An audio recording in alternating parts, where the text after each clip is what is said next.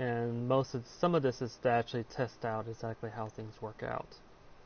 And one of the things to understand with farms is the difference between the type of ground involved. And I'll do that right here. And the difference is between the hydrated farmland and farmland that isn't hydrated.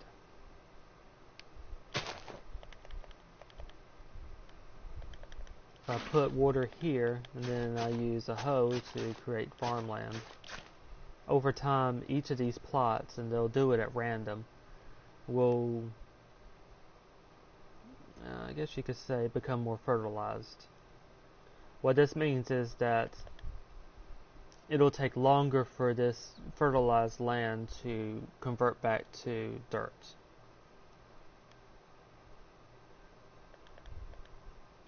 And I'll do it over here. Whereas this land right here can convert back to dirt at any time. You could tell it's fertilized by this right here. This is unfertilized land, this is fertilized land. And the different texture packs show this differently, but usually there is a very clear difference between the two. And you can see it, the fertilized land happening right now. How it happens is at random. It could be any one of these, but it'll do so 4 blocks away from us. So that this water will fertilize blocks 4 blocks away. 1, 2, 3, and 4. So eventually this block right here will become fertilized soil. And you can see that here in the star design to show exactly the limits of how far water can fertilize the land. And this isn't to say that crops won't grow on land without water this close by, because certain maps have rain, and rain will do the same thing as water. If I were to turn on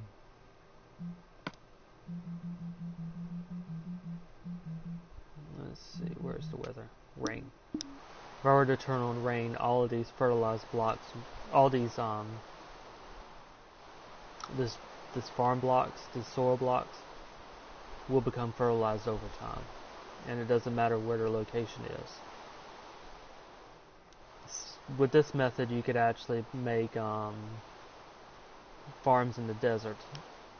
But that depends upon how often it rains. If it doesn't rain that often, then you're going to need to put down these water blocks.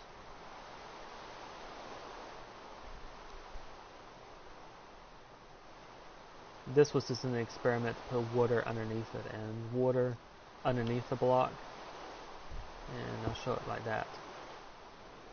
There's a line of water underneath these soil blocks, but that won't fertilize land above it.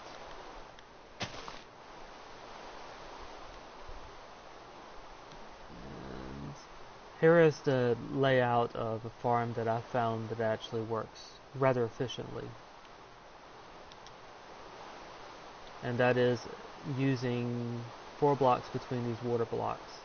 I placed the water block here, so there's 8 blocks before you get to the next water block, meaning this water block can easily handle 4 on this side, this water block can handle 4 on this side. So it's a rather wide farm, but every single block between these will be fertilized rather well. And it also means that the conversion from farmland to dirt is delayed on these fertilized blocks. Now on the outside of this, I've placed plants for pumpkins to form the outer ring to it. And this has a slight advantage too, in that you're taking advantage of the exterior of it. Since in order to grow pumpkins you need 2 blocks. You need 1 block for the plant itself, and you don't destroy this plant. What you do is you destroy this block. Well, in survival it would show a little bit differently. So let me put down the, yeah. Let me get down to this.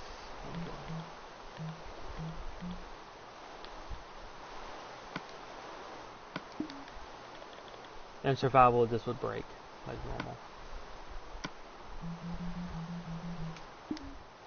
We'll just do this right here.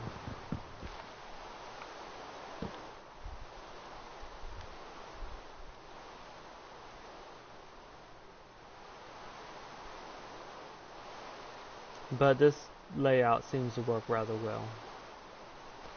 Let me check. I'm using the city texture pack for this Mika. And the reason why I put down this lily pad right here is the fact that if this lily pad weren't here, and let me get back into creative.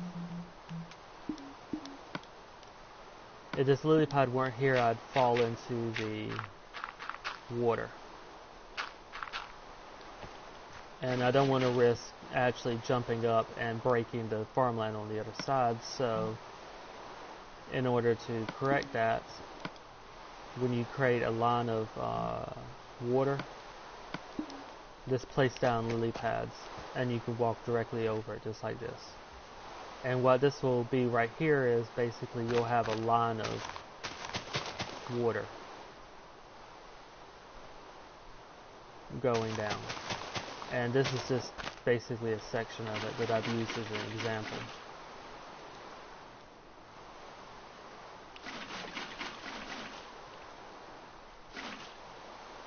And what I do in my survival games is just do this. That way I can have the water hydrate the farmland and easily walk back and forth without fear of breaking any of these tiles.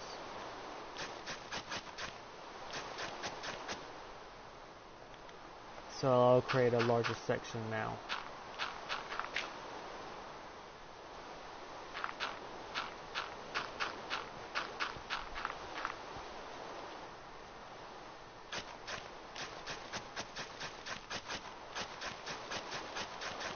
And there's a very specific reason why I'm using this shovel like this, and that is to help with the conversion between farmland and dirt, I'm trying to not encourage grass to grow here basically. So what I'm doing is I'm placing a barrier between any grass blocks and where the farm will be.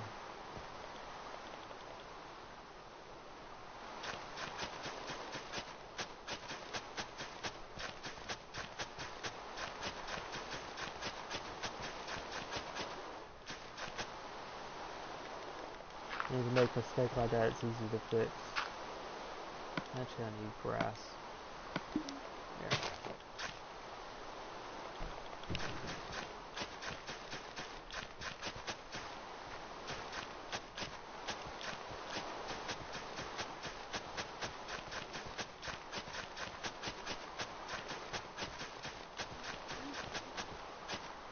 And as soon as I do these farms, I'll show the tree farms. Various tree farms that can be done.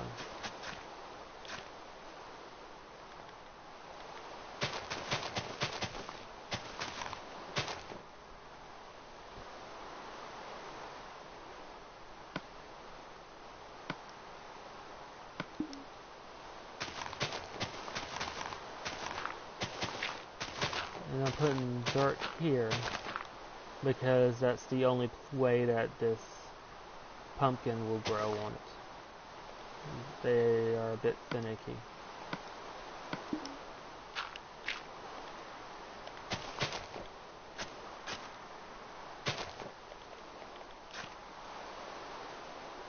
Okay, so clear that out. Let's see, it's Okay, seeds, pumpkin, beetroots, carrot, and potato. And just do like this. You don't have to worry if it doesn't turn fertilized immediately. If a patch of farmland looks like this, it'll eventually become fertilized because of this water. It just takes some time. As long as you have water there, then the area will be fertilized and you won't have a problem.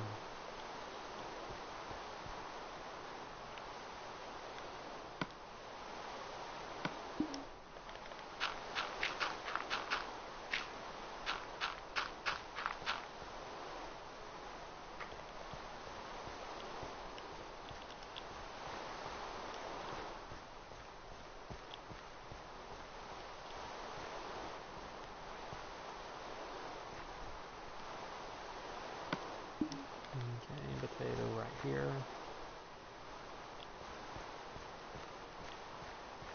And you can make this as long as you want to. The added advantage of doing it like this is if you have a long line, then all you have to do is just walk down the line and just break up the plants as they've grown. So you could do something like this right here. This will break this one.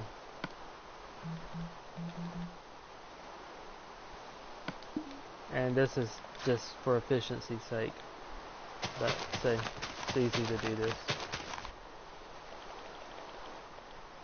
And the only reason they aren't breaking into the usual plants of seeds and wheat is because I'm in creative mode. But I found this design, as I said, to be especially effective. But like I said, you can also take advantage of rain in certain areas. Shoot. There we go. But rain is not always available. And when it's not raining, eventually these blocks right here will convert back to this type of farmland, unfertilized farmland. Now on to trees. One way I've found to actually do trees effectively is to limit their growth and basically control their growth. And there's a couple ways you can do this. One way is to determine exactly how far you can reach. And to do that, you can see here. While looking up, I can only break up to this height of bricks. And you can go one brick above it since you can always jump on a tree trunk when you're cutting down these trees.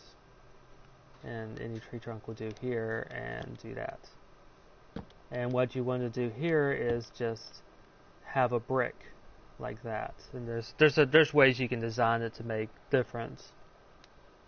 a different type of roof. But if you have a tree here, then it will limit the height that a oak tree will grow to. It won't grow above this height.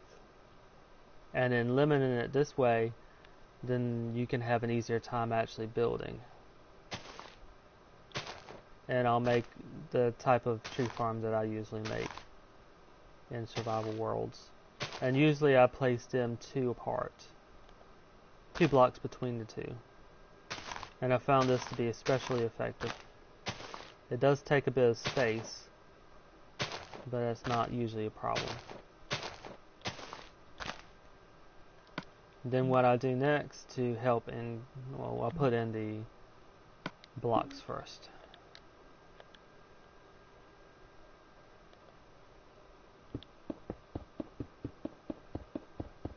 And really you just need the blocks directly over where the trees grow.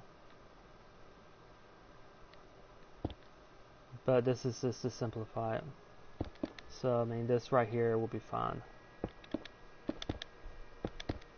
And you can see one tree's already grown in.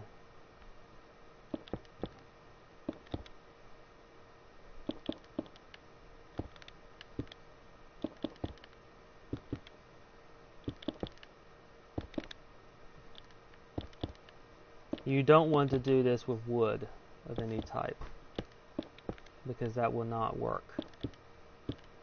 And you do not want to do this with dirt, because the trees will push dirt out of the way when they generate. But they won't do that with this type of block.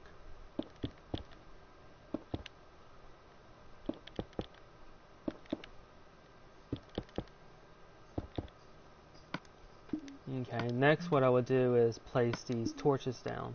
And as you can see, they're already growing fairly fast. What these torches do is they add light to any plant around it. And this encourages the saplings to generate into trees.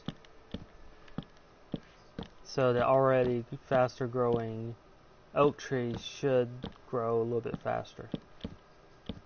And I'm putting down a lot more light than I really need to put down. Mostly, part of it's from looks and part of it's from to make sure there's plenty of light. And this also is to discourage monsters from going near it as well.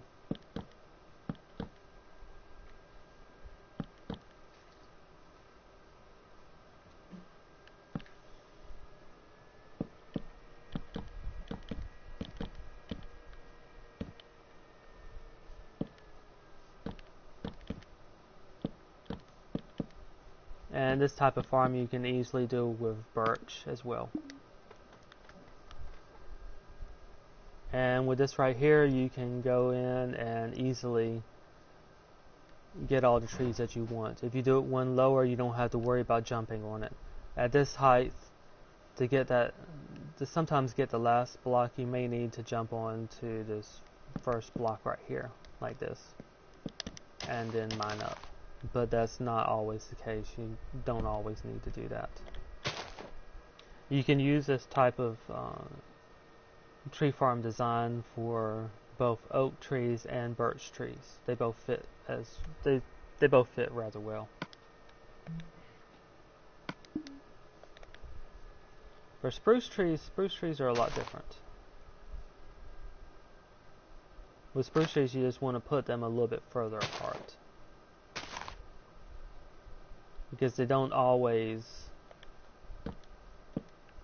grow properly if they're too close to each other. So it's the same thing, it's just 2 extra blocks between the two. And with spruce trees, you don't usually have to worry about putting any type of block over it, since you don't have to worry about any side branches with a spruce tree. The only difference there is height, and normally they're not too high. The same is also true of birch trees. With birch trees, you can just lay out this design right here, and you don't have to worry about anything above it. Because birch trees don't tend to be very tall at all. And you normally don't have a problem with side trees or having to climb up the oak tree to actually get to it. That's not true of some of the other trees.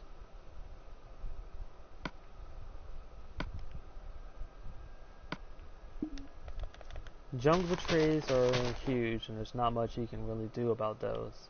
And the same thing for dark oak. You just have to make sure that they have plenty of room. Now, I haven't worked too much with acacia, so I'll just place those out.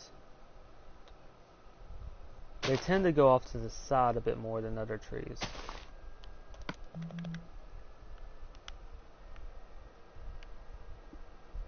Oh, this is fantasy. I forgot. This is the fantasy texture pack, not the city texture pack. Oh, these are growing straight up. It looks like you can use the same. Wait, these are jungle trees. Okay, yeah.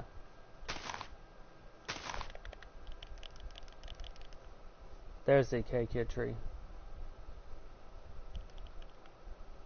You notice how it moves quite a bit to the side. Not usually a problem, actually, minding these trees since they don't grow too terribly tall. This is the first time I think I've seen a jungle tree grow like this.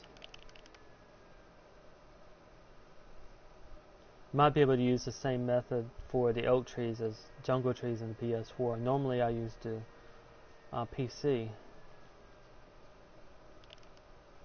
because that's a normal jungle tree. If that's the case, this could be a new update. Okay, dark oak is you still need a 4x4 for dark oak. Put in a 4x4 and you get that. But this new... always learn something new every day.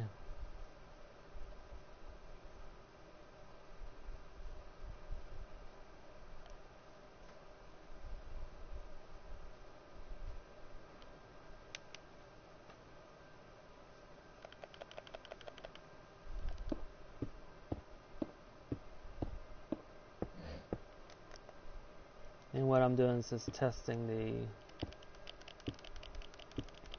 jungle tree, the single sapling jungle tree at the moment.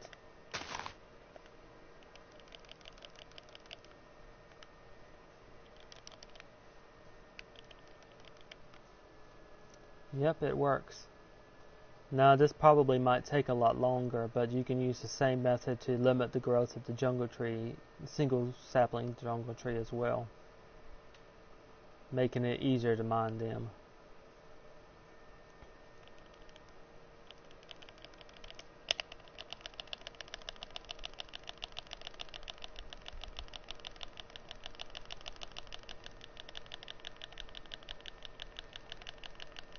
Okay, it's not going to work.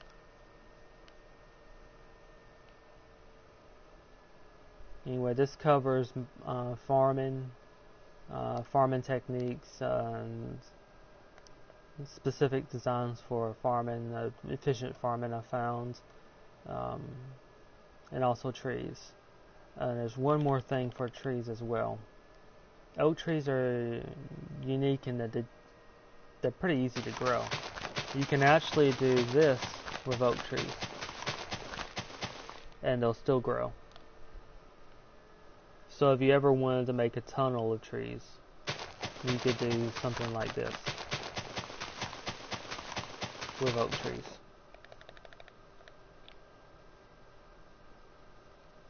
And that may end up just growing the grass by aiming at the wrong parts.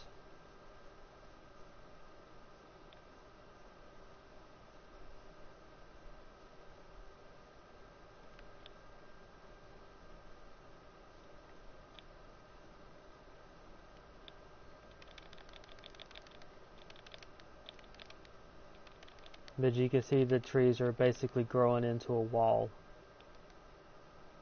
As they grow, it gets harder to actually reach them with bone meal. But those trees will eventually grow as well.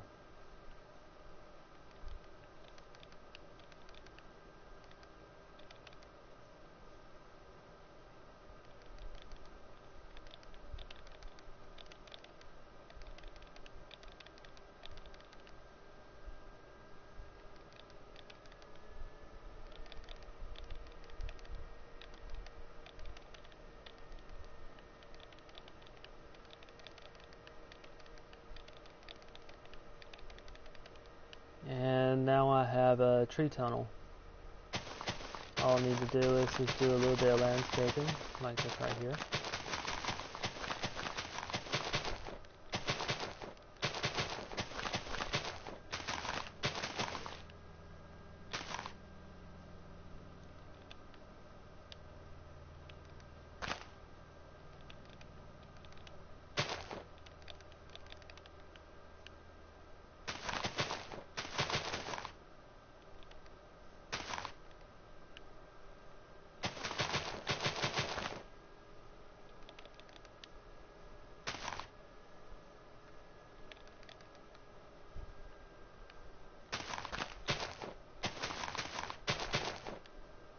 And there's a number of things you can do with this.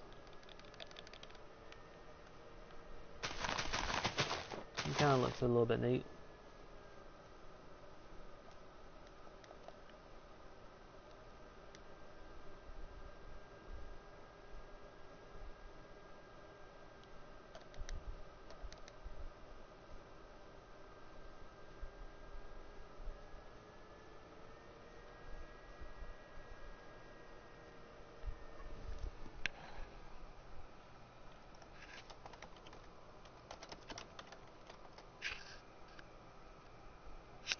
Anyway, sorry about accidentally mislabeling this one. This is the fantasy texture pack.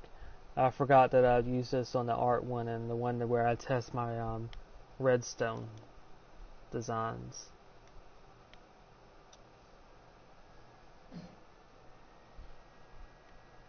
But that's it for this tutorial right here. And I'll be ending this stream fairly soon and put it on YouTube soon after.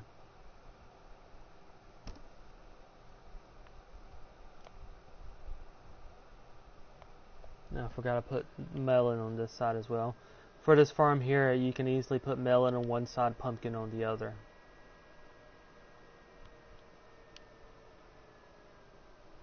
And that is it. Thank you very much for watching.